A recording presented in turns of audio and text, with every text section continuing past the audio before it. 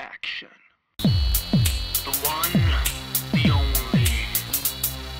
In the life with Steve Stanulis. In the life with Steve Stanulis. In the life with Steve Stanulis. In the life with Steve Stanulis. Welcome back to In the Life with Steve Stanulis. I'm Steve Stanulis. Going to keep the show going with my next guest. He's a dear friend of mine. I know him for many years. He was just in my last film, Long Shot Louie. Let's get out for the one, the only, Mr. Vic Collouchio. Vic, how we doing, bro? Who put water in here? What's going on? Well, just like you said, Long Shot Louie was the last film that I did with you. I get to see it at the Soho Film Festival. Did a couple of movies this year, but you weren't involved, so I'm not going to mention. Yeah, you can't talk about that. I wasn't involved. Jay was it? Yeah. All right, so we're going to go now. Jay, let's go. Okay, the Victor Show. There you go. So let's start the whole. I just want to tell everybody out in the studio audience we have about 150,000 viewers. I just want you to talk about how, ironically, I was just mentioning to the crowd off set that you guys actually did a film together. I had no idea. So why don't we'll get into that first, and then we'll get into the whole Summer of Sam and everything. We'll take it chronologically. Well, it was called Potluck. It was produced by High Times Magazine. We had John Gallagher, our executive producer. And it was shot in New York right before September 11th and really captured the mood of what it was like to live in Manhattan when the inmates were running the asylum, you know, before all these laws and restrictions came about. And basically it follows a suitcase, a shitload of a suitcase full of pot around the city. And you were involved with this? No. Yeah. He stole it, I think, twice, but it gets sold, stolen, resold. It passes through the hands of mafia guys, artists, musicians, drag queens, trans testicles, everything. And funny thing, again, like I said, the funny thing was, that's actually my first date with my wife. Took her to see Potluck for the premiere. So, I mean, it's always weird how you have all these tie-ins, which it's pretty crazy. It's only a New York way. Surprised you gave you a second date after that. You ain't kidding. You ain't joking. Once you met your friends. Yeah, I know. So I want to get into the whole Summer of Sam thing, because that was a totally crazy, interesting story, how that whole thing came about, and how you thought about bringing it to life. So just let's get into that a little bit. Well, back, you know, in the late 70s, I was in a rock band, and someone had asked me, what are you going to do if your band doesn't find success? I go, well, this is the 70s, the 50s are popular. You had American Graffiti in the theaters, American Hot Wax, Happy Days on TV.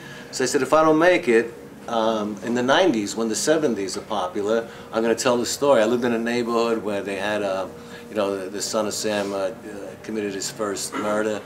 And it was always interesting to me how, you know, it was like an Italian opera. You know, you had this little town, which was our neighborhood, Throgs Neck in the Bronx, or Trogs Neck, as we used to say. And then, you know, you have this little peaceful community on the bay, and then the killer comes to town, and just how it affected everybody's life.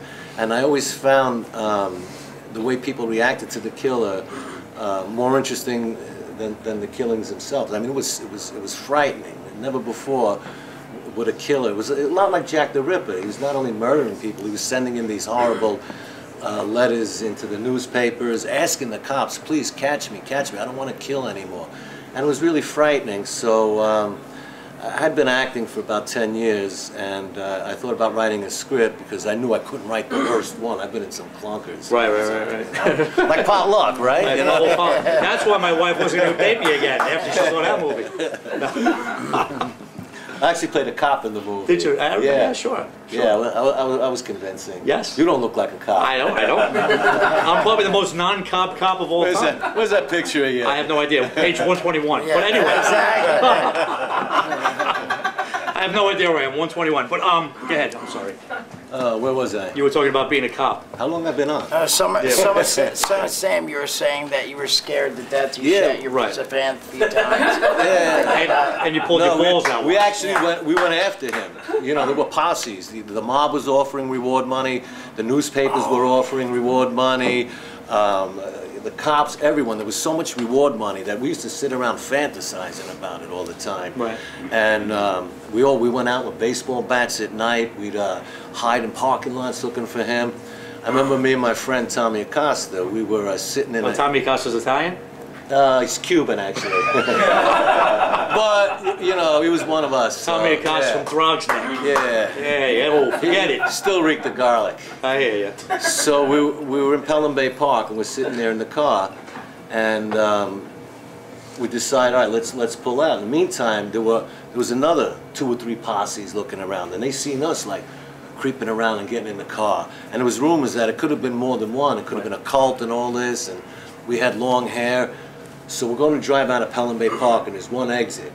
And all these Italian guys are lined up. There must have been 20 or 30 of them with baseball bats, and they start throwing rocks at the car. And my friend Tommy's driving, he's slowing down. He says, what am I going to do? What am I going to do? I stepped up, pushed his foot into the gas pedal. I said, floor it! And we went right through them. They went in like 100 different directions, but that time I thought I was going to be a victim of it. That's crazy. Yeah, it was that crazy, but I just knew it was an interesting story because of all the characters, and although there was some mafia characters in the movie, it showed, you okay? You want some water? I don't want it. I don't want this. You want some Johnny Walker?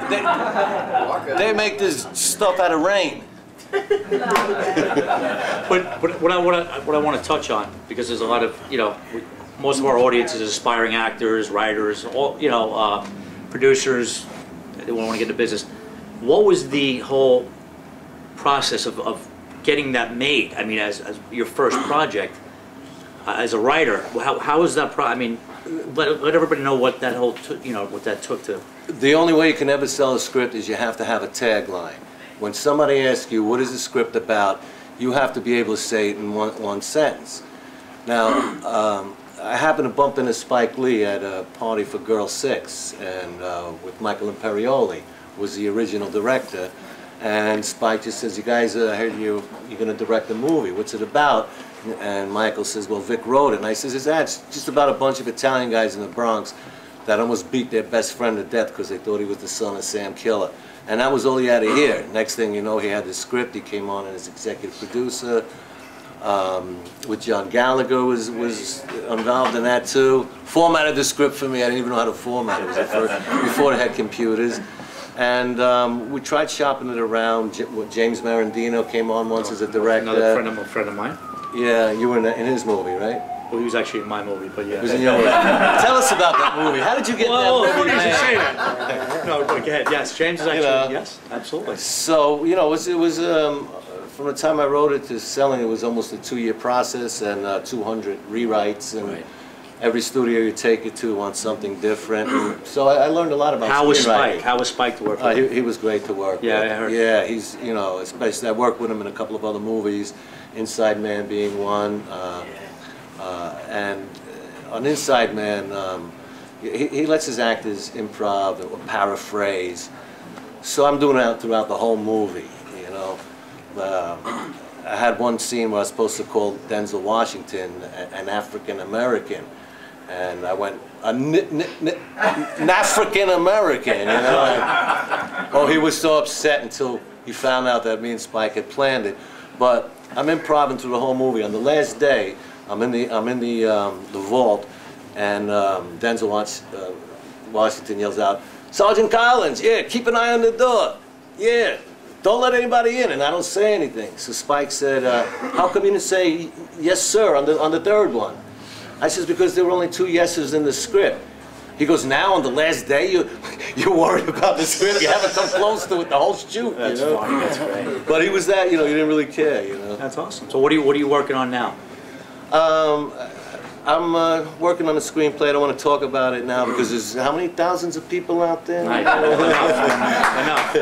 You know, so I'm doing a little singing. I'm working on updating my nightclub act from 50s music Cool. to 40s music, doing Sinatra, Dean Martin, the old jokes. Lucky has No. Luck be a lady Can I hear a tonight. song? Can I Yeah, hear can we, a song? can Just you a quick croon a little?